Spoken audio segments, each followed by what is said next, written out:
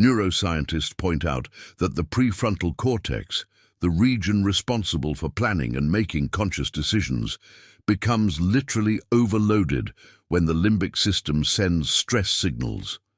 The result? We react without filtering. Responding quickly seems productive, but in the long run, it undermines clarity and robs us of the ability to build something sustainable. Living, on the other hand, requires intention and courageous choices. It is the deliberate act of applying the mental brakes, observing before acting, placing values ahead of impulses. It involves recognizing that existence is not a series of counterattacks against life, but rather a dialogue where we can speak first. When we live with purpose, we create space to ask, what quality of energy do I want to bring to the world today, instead of rushing to fulfill imposed obligations? This inner space transforms each action into an expression of meaning, not just a reaction to circumstances. You might argue, but my routine doesn't allow for pauses. The question is not about replacing all tasks, but changing our internal posture. Let's take a typical morning as an example. Instead of waking up already worried about being late, how about starting with 3 deep breaths and a simple reminder? Today, I choose to respond with presence. This microspace of awareness alters the remainder of the day because it breaks the automatic circuit of the hustle and activates the prefrontal cortex for more conscious decisions. It's science. Brief mindfulness practices reconfigure brain patterns, reducing the activity of the amygdala, the center of fear responses, and strengthening emotional self-regulation. Another crucial difference between reacting and living lies in the time we dedicate to nurturing imagination. Reacting keeps our eyes fixed on what already exists. Living opens our eyes to what could exist. When we invest a few minutes to visualize our projects, dream of creative solutions, or simply contemplate a sunset, we exercise our authorship capacity. It's not about escape, but incubation. Great ideas rarely emerge in the heat of urgency. They flourish in the silent soil where the mind can wander without pressure. And this space only appears when we step out of autopilot. There is also a spiritual layer to this equation. Whatever your belief, there is something in us that yearns for transcendence, for feeling that our passage leaves traces of kindness, beauty, and evolution.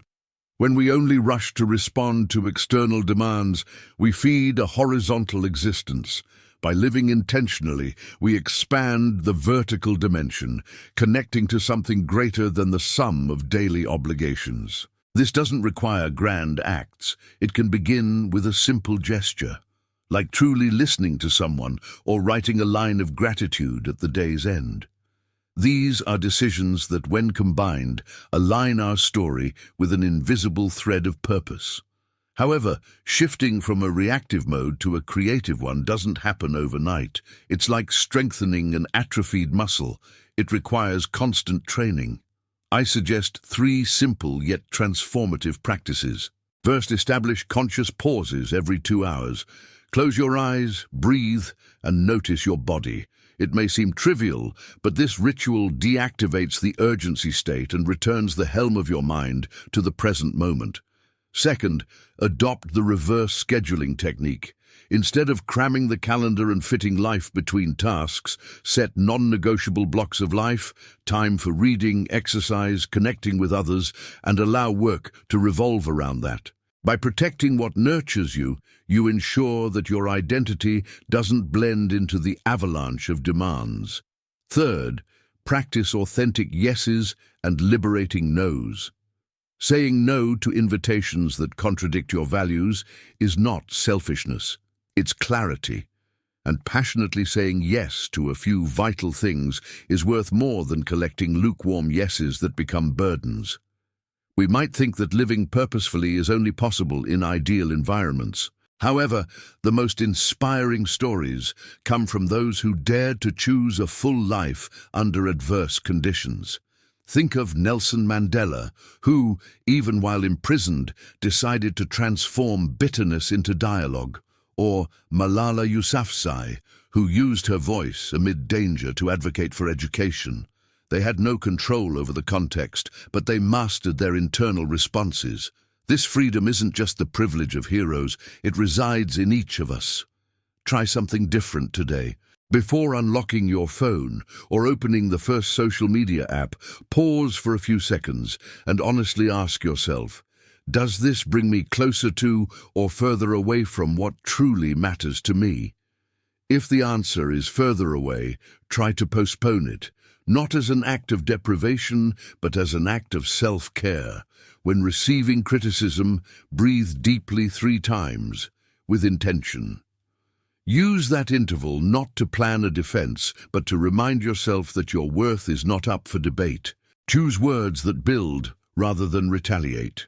When planning your week, include something that nourishes your creative soul. Writing, dancing, drawing, playing an instrument, cooking without haste. Anything that returns the sense of authorship to your own story. In no time, the feeling of chronic fatigue gives way to a light, almost childlike enthusiasm that you may not have known was still there. Many believe that slowing down is dangerous, that it equates to unproductiveness. But the truth is that the rush blinds more than it solves. Organizations that have adopted conscious pause practices show surprising data: more focus, fewer errors, greater creativity, and well-being. True productivity does not stem from extreme fatigue, but from a present mind, and this applies to everything. Attentive parents connect better with their children, rested students learn more deeply, centered professionals innovate more frequently. Living intentionally does not delay results, it elevates them. Because when you choose to be fully present in each action, you channel your energy toward what truly matters. In the end, the question lingers somewhere in your silence. Are you living or just reacting? And the answer, almost always, reveals itself in the small choices. Pausing for 10 seconds to feel your body and the air. Writing 3 lines about what matters and sticking them on the mirror. Silencing notifications for an hour and discovering that the world doesn't crumble when you prioritize yourself.